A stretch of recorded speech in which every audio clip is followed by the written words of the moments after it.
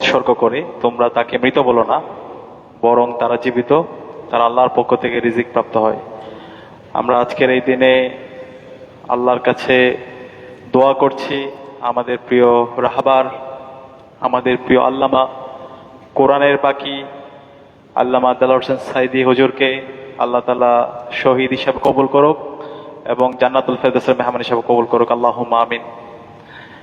আমরা যেই প্রজন্মের, আমাদের এই প্রজন্মের স্বপ্ন ছিল আমরা জীবন দিয়ে হলো আমাদের প্রিয় আল্লামাকে তাফসিরুল কোরআন মাহফিলে দেখতে পাবো, তার কোরআনের আহ্বান শুনতে পাবো, তার কোরআনের দাওয়াত শুনে, কোরআনের আহ্বান শুনে আমরা নিজেদেরকে আলোকিত করে এই সমাজকে আমরা ইনসাফের আলোয় আলোকিত করব।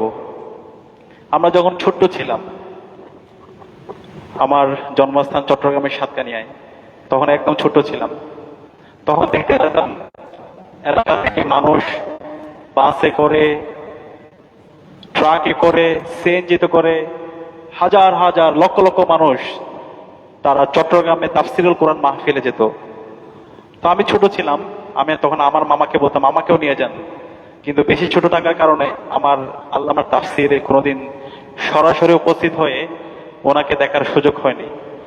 পরবর্তীতে যখন একটু বড় হই, যখন একটু বুঝ আসে, তখন আর আল্লামাকে আমরা সরাসরি দেখতে পাইনি। জালেম হাসিনা, ফ্যাসিস্ট হাসিনা আমাদের প্রিয় আল্লামাকে মিথ্যা মামলা দিয়ে তাকে অন্যায়ভাবে কারাগারে আবদ্ধ করে রাখে এবং পরবর্তীতে আমরা দেখতে পাই সেই ক্যাঙ্গারু কোর্টে অন্যায়ভাবে আমাদের প্রিয় আল্লামাকে মৃত্যুদণ্ড দেওয়া হয় এবং সেই মৃত্যুদণ্ডের প্রতিবাদে 2013 সালের 28শে ফেব্রুয়ারি এই বাংলার 56,000 বর্গমাইল জুড়ে প্রত্যেকটা পাড়ায় পাড়ায়, মহল্লায় মহল্লায় আল্লামা দেলোয়ার হোসেন সাঈদীর জন্য, মুক্তির জন্য এবং এই ক্যাঙ্গারু কোর্টের বিরুদ্ধে আন্দোলন সংগ্রাম হয়েছিল এবং পুরো সপ্তাহব্যাপী পুরো বাংলাদেশ বিচ্ছিন্ন ছিল। বাংলাদেশের ইতিহাসে একজন ব্যক্তির জন্য এত বড় আন্দোলন এবং এতগুলো মানুষের শাহাদাত আর কখনো হয় নাই। আমরা একই সাথে সেই 28শে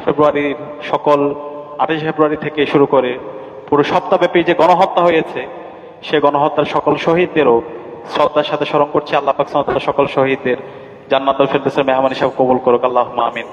এবং এই পুরো ফেসিবাদ বিরোধী সময় জুড়ে আল্লামা দেলোয়ার হোসেন সাঈদী হুজুরের যে বক্তব্যগুলো ছিল, তার যে বৈপ্লবিক আহ্বানগুলো ছিল, আধিপত্যবাদের বিরুদ্ধে, আগ্রাসনের বিরুদ্ধে তিনি যেভাবে আমাদেরকে কথা শিখিয়েছেন, সেগুলো ছিল আমাদের জন্য প্রেরণার বাতিঘর।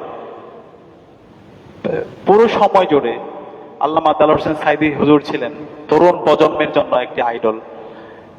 আমরা দেখতে পেয়েছি 2023 সালের 14ই আগস্ট আল্লামা দেলোয়ার হোসেন সাঈদীকে ফ্যাসিস্ট হাসিনা মেডিকেল কিলিং এর মাধ্যমে হত্যা করে, এবং সেদিন বাংলাদেশের প্রত্যেক মানুষ কান্না করেছে। আমি যখন শুনতে পাই আমাদের প্রিয় আল্লামা আল্লাহর ডাকে সাড়া দিয়ে চলে গেছেন, তাকে অন্যায়ভাবে মেডিকেল কিলিং এর মাধ্যমে হত্যা করা হয়েছে, চোখ দিয়ে অনর্গল পানি বের হচ্ছিল এবং প্রত্যেকে দেশের বাইরে যে যেখানে ছিল প্রত্যেকটা প্রান্তরে মানুষ কান্না করছিল।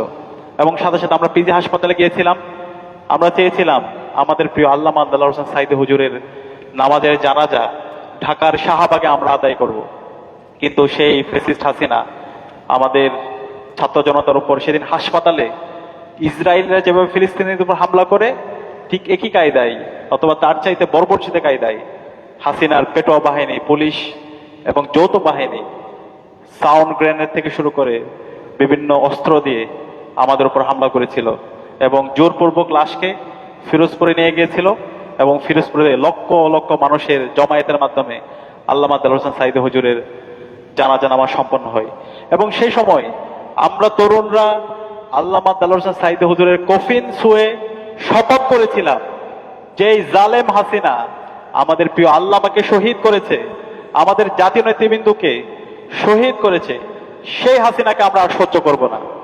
সেই হাসিনার পতনে বাংলার জমিনে আমরা করবো ইনশাআল্লাহ। আলহামদুলিল্লাহ, আল্লাহ তাআলা 1 বছরের মধ্যে আল্লাহ তাআলা আমাদের দোয়া কবুল করেছেন, আল্লাহ তাআলা আমাদের শপথকে কবুল করেছেন। এবং এই জুলাই বিপ্লবের যে শহীদরা ছিল, বিপ্লবের শহীদদের ইমাম বলা হয় শহীদ আবু সাঈদ, শহীদ ফয়সাল আহমদ শান্ত, শহীদ ওয়াসিম এবং বিপ্লবের সকল শহীদরা আল্লামা দেলোয়ার হোসেন সাঈদী হুজুরের যে ফিলোসফি, যে তার দর্শন, সেটাকে তারা লালন করত। তারা তাদের ফেসবুক টাইমলাইনে আল্লামা দেলোয়ার হোসেন সাঈদী হুজুরের সে বিপ্লবিক আহ্বানগুলো তারা শেয়ার করেছিল। আমরা দেখতে পাই এই বিপ্লবের যে তরুণরা ছিল, আমাদের সহযোদ্ধা শহীদ শরীফ উসমান হাদি আল্লামা দেলোয়ার হোসেন সাঈদী হুজুরের সে রাজনৈতিক দর্শনকে ধারণ করত। সেই আগ্রাসনের বিরুদ্ধে, আধিপত্যবাদের বিরুদ্ধে আমাদের আল্লামা দেলোয়ার হোসেন সাঈদী হুজুর যে ভাষায় গর্জন দিত, ঠিক একই কায়দায় আমাদের শরীফ শহীদ উসমান হাদি পুরো সময় জুড়ে, বিপ্লবের পরে পুরো সময় জুড়ে ঠিক একই ভাষায় তিনি কথা বলে গিয়েছেন। এবং আজকে আমাদের শরীফ উসমান হাদিও আল্লাহর ডাকে সাড়া দিয়ে শহীদ হয়ে চলে গেলেন। তো আমরা আল্লামা দেলোয়ার হোসেন সাঈদী হুজুরের যদি জীবনী দেখি, আমরা দেখতে পাই আল্লামা দেলোয়ার হোসেন সাঈদী হুজুর পুরোটা জীবন জুড়ে তিনি কোরআনের একজন খাদেম ছিলেন। তিনি কোরআনকে খুব চমৎকার ভাবে মানুষের ভাষায়, গণমানুষের ভাষায় ফুটিয়ে তুলতে পারতেন। এবং আমরা দেখতে পেয়েছি বাংলা ভাষাভাষী সকল মানুষের কাছে, সর্বস্তরের নাগরিকের কাছে আল্লামা দেলোয়ার হোসেন সাঈদী হুজুর খুবই জনপ্রিয় ছিলেন। শুধুমাত্র এই বাংলা না, আমরা পশ্চিমবঙ্গের যারা মুসলমানরা আছি তাদেরও দেখতে পাই, তারাও আল্লামা দেলোয়ার হোসেন সাঈদী হুজুরের প্রতি তাদের অন্যরকম আবেগ এবং আল্লামা দেলোয়ার হোসেন সাঈদী হুজুরের যে কোরআনের আহ্বান, সেটা দ্বারা তারা অনেক বেশি মোটিভেটেড। এবং আল্লামা দেলোয়ার হোসেন সাঈদী হুজুর শুধু এই বাংলার জন্য না, পুরো মুসলিম উম্মার জন্য একটা অ্যাসেট।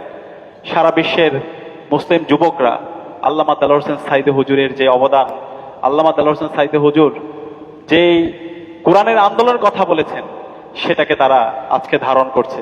তো সেই কারণে আমরা বর্তমান সরকারের প্রতি আহ্বান করব, আমাদের প্রিয় আল্লামা, তিনি কোনো একটা রাজনৈতিক দলের অথবা কোনো সংগঠনের না, তিনি পুরো মুসলিম উম্মার অ্যাসেট, তিনি এই জাতির একটা সম্পদ। ওনাকে যেন রাষ্ট্রীয় স্বীকৃতি দেওয়া হয়। একই সাথে আমরা দেখতে পাই আল্লামা দেলোয়ার হোসেন সাঈদী হুজুর তিনি ধর্ম বর্ণ নির্বিশেষে সকল মানুষের অধিকার নিশ্চিত করার জন্য তিনি কাজ করে গিয়েছেন।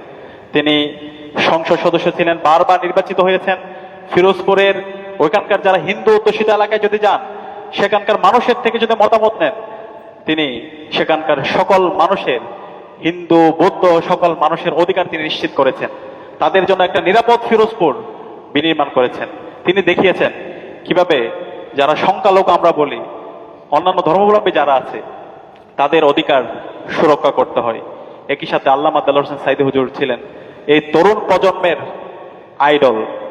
আল্লামা দেলোয়ার হোসেন সাঈদী হুজুর এই তারুণ্যকে কিভাবে ইনসাফের পক্ষে পরিচালিত করতে হয় সেটা শিখিয়েছেন। এবং আগ্রাসনের বিরুদ্ধে, ভারতীয় আধিপত্যবাদের বিরুদ্ধে কিভাবে প্রতিবাদ প্রতিরোধ জারি রাখতে হয়, কিভাবে নিজেদের অধিকার নিশ্চিত করতে হয়, কিভাবে ইনসাফের পক্ষে অটল থাকতে হয়, সেটা আমাদের প্রিয় আল্লামা দেলোয়ার হোসেন সাঈদী হুজুর আমাদেরকে তার পুরো জীবন জুড়ে সেটা আমাদেরকে দেখিয়েছেন। তো সেখান থেকে আমাদের শিক্ষা হলো, আল্লামা দেলোয়ার হোসেন সাঈদী হুজুরের যেই স্বপ্নের বাংলাদেশ, সেই ইনসাফের বাংলাদেশ আমাদেরকে একসাথে বিনির্মাণ করতে হবে। জুলাই বিপ্লব পরবর্তী আমাদেরকে সুযোগ এসেছে, শহীদদের রক্তের মাধ্যমে আমরা একটা নতুন বাংলাদেশ পেয়েছি। এই বাংলাদেশ আমরা যেন শহীদ আল্লামা দেলোয়ার হোসেন সাঈদী হুজুর থেকে শুরু করে বিপ্লবের যত শহীদ আছে, সেই শহীদদের আকাঙ্ক্ষার আলোকে যেন একটা সুন্দর ইনসাফের বাংলাদেশ আমরা বিনির্মাণ করতে পারি। আল্লাহ পাক সুবহানাহু ওয়া তাআলা আমাদেরকে সেই তৌফিক দান করুক। আজকের এই দিনে আমরা আল্লাহর কাছে সেই দোয়া করছি। একই সাথে আমরা যেন আমাদের শহীদদের রেখে যাওয়া যে আমানত, সে আমানতের যেন আমরা যথাযথ হক আদায় করতে পারি এবং এই জাতীয় নেতৃবৃন্দকে বিচারিক হত্যাকাণ্ডের মাধ্যমে যারা শহীদ করেছে তাদেরকে যেন এই বাংলার জমিনে আমরা বিচার আওতায় নিয়ে আসতে পারি। আল্লাহ পাক সুবহানাহু ওয়া তাআলা আমাদেরকে সেই তৌফিক দান করুক। একই সাথে সরকারের কাছে আমাদের উদাত্ত আহ্বান থাকবে, আমাদের জাতীয় নেতৃবৃন্দকে এবং আল্লামা দেলোয়ার হোসেন সাঈদী হুজুরকে যারা হত্যা করেছে, যারা শহীদ উসমান হাদিকে হত্যাযজ্ঞ করেছে এবং উসমান হাদিকে হত্যা করেছে, এবং জুলাই বিপ্লবে আমাদের আবু সাঈদ থেকে শুরু করে আমাদের শহীদদেরকে যারা শহীদ করেছে, হত্যা করেছে এবং আমাদের গাজীদেরকে যারা পঙ্গু করেছে, এই ফ্যাসিস্ট হাসিনা এবং তার সকল দূষরদেরকে এই বাংলার জমিনে যেন বিচার আওতায় নিয়ে আসা হয় এবং তাদের বিরুদ্ধে যে রায় এসেছে সে রায়ের যেন দ্রুত কার্যকর করা হয়। একই সাথে আল্লামা দেলোয়ার হোসেন সাঈদী হুজুরকে যেন রাষ্ট্রের পক্ষ থেকে স্বীকৃতি দেওয়া হয়, সে উদাত্ত আহ্বান জানিয়ে আমি আমার কথা এখানে শেষ করছি। আসসালামু আলাইকুম রহমতুল্লাহ। আমরা সবাই একবার সূরা ফাতিহা পড়ি। বিসমিল্লাহির রহমানির রহিম।